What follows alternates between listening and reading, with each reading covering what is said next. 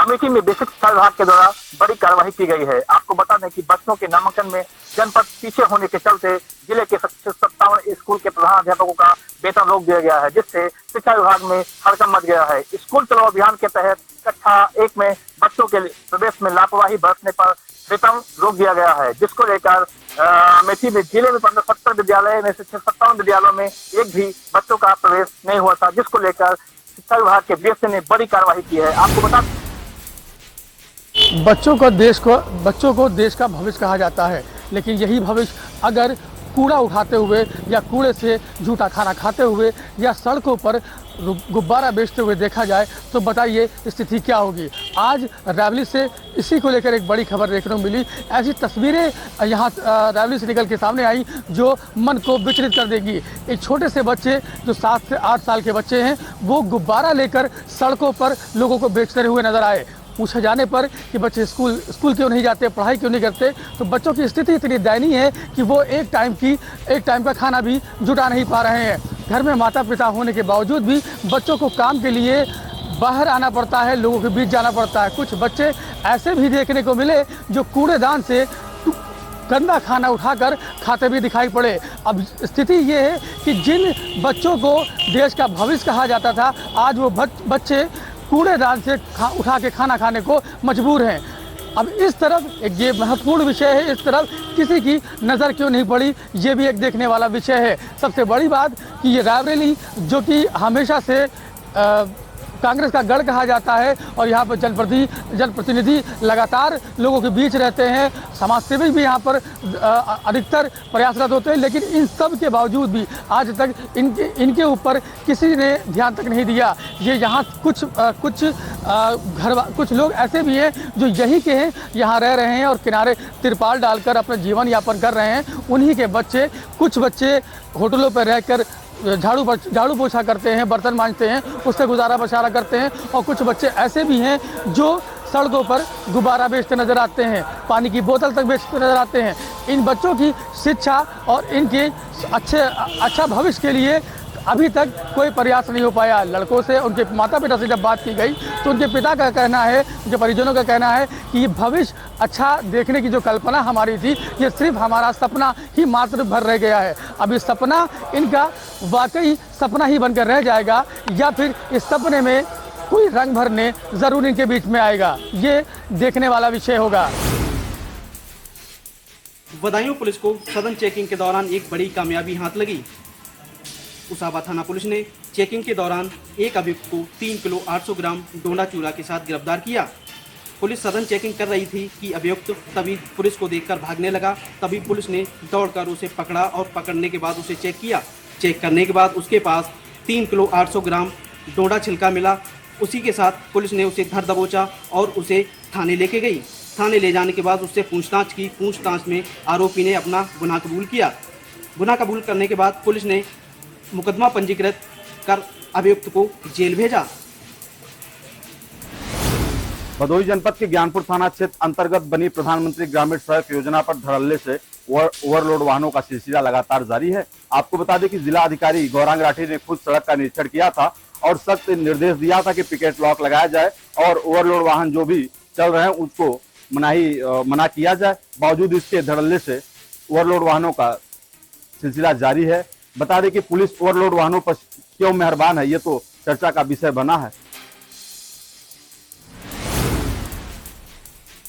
जहां अवैध धर्मांतरण मामले और शुआर्ट्स में अनियमितता के तहत भर्ती के मामले में जहां शुआर्ट्स के कुलपति आरबी लाल और उनके भाई व अन्य लोगों के खिलाफ मामला दर्ज हुआ था, वहीं कई मामले दर्ज होने के बाद पिछले 6 महीने से शुआर्ट्स के कुलपति आरबी लाल और उनके साथी और भाई अभी तक फरार चल रहे हैं।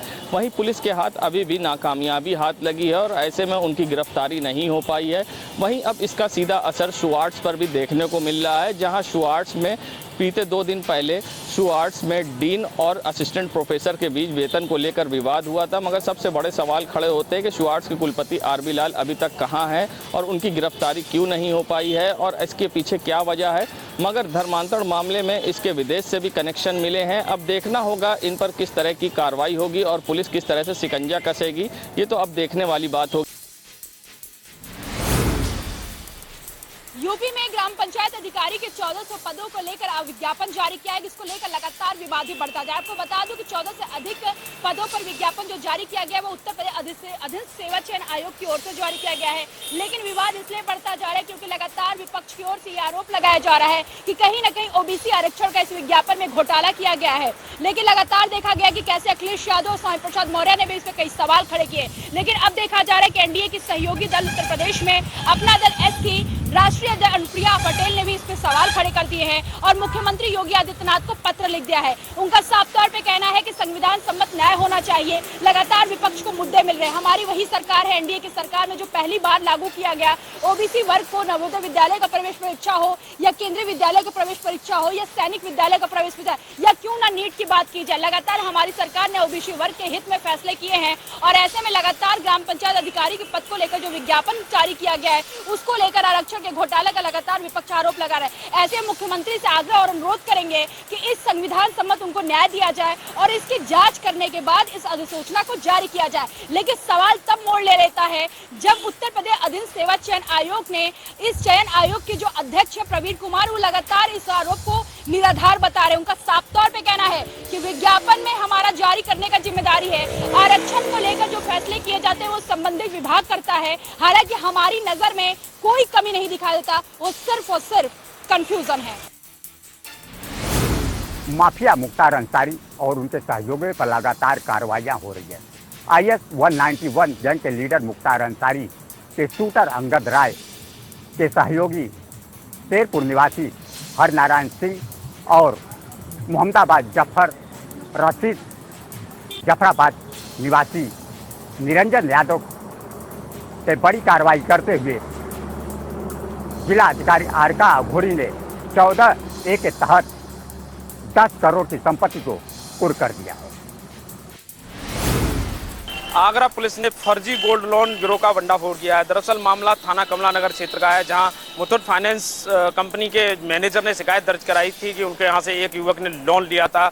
जो सोना रखकर लोन लिया था, उस सोने की जब जांच कराई गई तो वह सोना मिलावटी था। उसके बाद उन्होंने युवक की शिकायत पर जब पुलिस ने जाँच की तो वहाँ जांच में 4 लोगों के नाम सामने आए। पुलिस ने 4 लोगों को गिरफ्तार कर लिया। पुलिस पूछताछ में पता चला कि ये लोग सोनार से मिलावटी सोना तैयार कराते थे, उसके बाद बैंकों में सोने को गिरवी रखकर लोन लेते थे। वहीं अन्य पुलिस पूछताछ में पता चला है कि इन लोगों के साथ और भी लोग मिले हुए हैं जो फरार हैं। उसके बाद पुलिस आगे की पड़ताल कर रही है और 4 युवकों को जेल भेज दिया है। उत्तर प्रदेश के जनपद हापुड़ में एनिमल वेस्टेज का काला कारोबार, अधिकारी मेहरबान। आपको बता दें, पूरा मामला जनपद हापुड़ के सिटी कोतवाली क्षेत्र के बुलंदशहर रोड के रामपुर रोड का है, जहां पर अवैध रूप से चल रहे एनिमल वेस्टेज पर अधिकारी मेहरबान है। वहीं मुख्यमंत्री की लाख कोशिशों के बाद भी ये गोदाम संचालित हैं और यहां पर लोग दुर्गंध से परेशान हैं। वहीं लोगों का कहना है कि इसकी शिकायत कई बार अधिकारियों से भी की गई है, लेकिन अधिकारियों का इस तरफ कोई भी ध्यान नहीं है। वहीं गोदाम मालिक धड़ल्ले से इस कारोबार को कर रहे हैं। यहाँ पर पोल्यूशन विभाग व आला अधिकारियों का इस तरफ कोई ध्यान न होने के चलते लोग काफ़ी परेशान हैं। वहीं अधिकारियों का कहना है कि जल्द ही इन पर कार्रवाई की जाएगी और इन गोदामों को बंद किया जाएगा। रोजगार को लेकर उत्तर प्रदेश सरकार जहां लगातार मंचों से दावे कर रही है, जबकि ज़मीनी हकीकत ये है कि इस आधुनिक दौर में पढ़े लिखे युवाओं के पास काम ही नहीं है। ग्रेजुएशन और डिप्लोमा करने के बाद भी ये नौजवान 350 रुपये की दिहाड़ी पर ईटा गारा और पल्लेदारी करने पर मजबूर हैं। मजदूरी कर रहे युवाओं का अब मानना है कि डिग्री से घर नहीं चल पा रहा है। जिम्मेदारियां ऐसी हैं कि इनको निभाने और जीवन यापन करने के लिए काम तो करना ही पड़ेगा, फिर वो काम चाहे जैसा ही क्यों ना हो। यही कारण है कि जब अब नौजवान मंडियों में खड़े दिखाई देते हैं, इनकी नज़रें काम देने वाले का इंतज़ार करती रहती हैं। अच्छी बात तो ये रही कि ये नौजवान पैसे कमाने की लालसा को लेकर कहीं इधर उधर नहीं गए, इनके कदम डगमगाए नहीं। अब देखना होगा कि इस महत्वपूर्ण विषय पर सूबे के मुखिया योगी आदित्यनाथ क्या ठोस कदम उठाते हैं, ये देखने वाला विषय हो।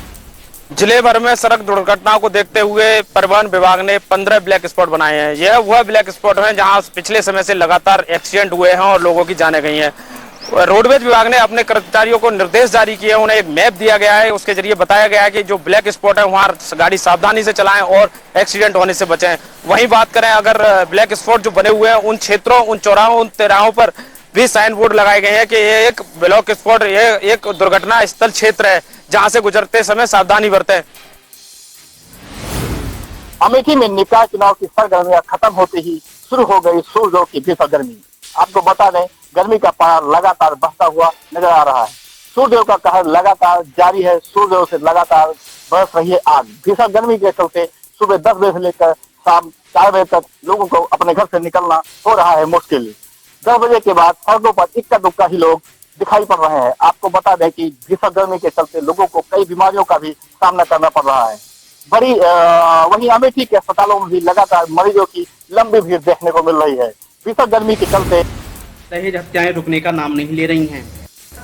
मामला बदायूं जनपद के उजियानी कोतवाली क्षेत्र के पंखिया नगला गांव का है, जहां पर शौकत ने अपनी पुत्री बशीर बानो की शादी मुस्लिम रीति रिवाज के अनुसार की थी।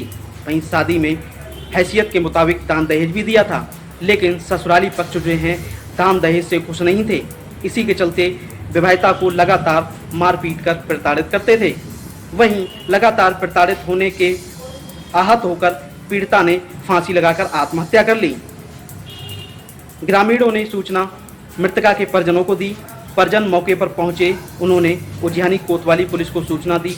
कोतवाली उजियानी पुलिस मौके पर पहुंची और सबको कब्जे में लेकर सबको पोस्टमार्टम के लिए भेज दिया और उजियानी कोतवाली पुलिस पूरे मामले की जांच पड़ताल में जुट गई। वहीं परिजनों ने आरोप लगाया है कि हमारी बेटी से लगातार दहेज की मांग की जा रही थी, जिससे आहत होकर मेरी बेटी ने फांसी लगाकर आत्महत्या की है।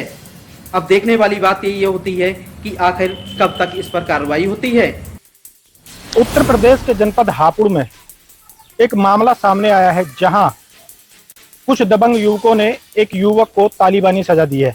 आपको बता दें, पूरा मामला जनपद हापुड़ के थाना बाबूगढ़ क्षेत्र के गांव रसूलपुर का है, जहां पर 3 दिन पूर्व एक युवक को कुछ दबंग युवकों ने तालिबानी सजा दी है। वहीं युवक का कहना है कि वह रास्ते में जा रहा था, तभी वहां पर कुछ रसूलपुर गांव के कुछ युवक आए और युवकों ने उसके साथ मारपिटाई करी। मारपिटाई करने के बाद उसको जंगलों में लेकर चले गए, जहां पर उसको तालिबानी सजा दी। युवक वहां पर बेहोश हो गया। बेहोश होने के बाद उसके ऊपर पेट्रोल छिड़ककर जान से मारने की भी धमकी दी।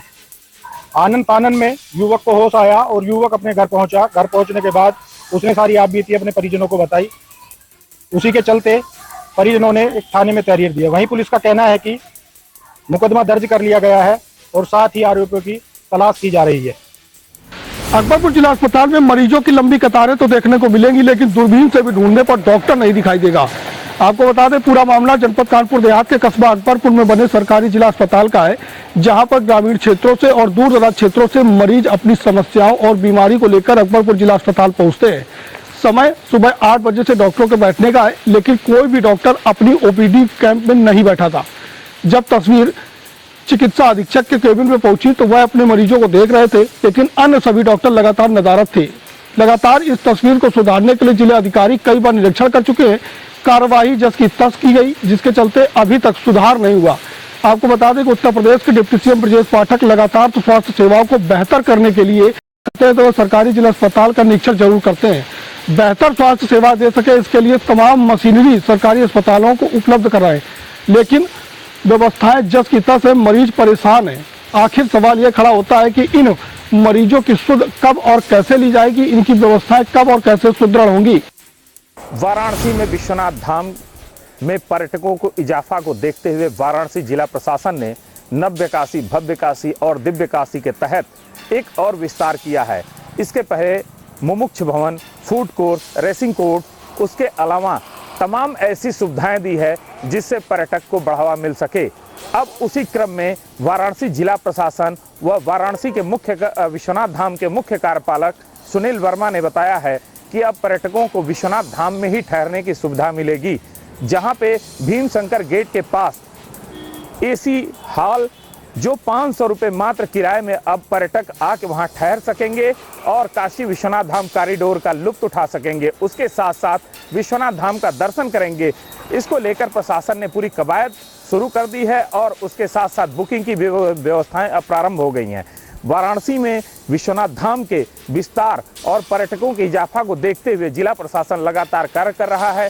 वहीं अगर बात की जाए तो विश्वनाथ धाम से लगातार जो विश्वनाथ धाम में चढ़ावा चढ़ता है उसका भी विस्तार हो रहा है। विश्व स्तर से लोग आ रहे हैं।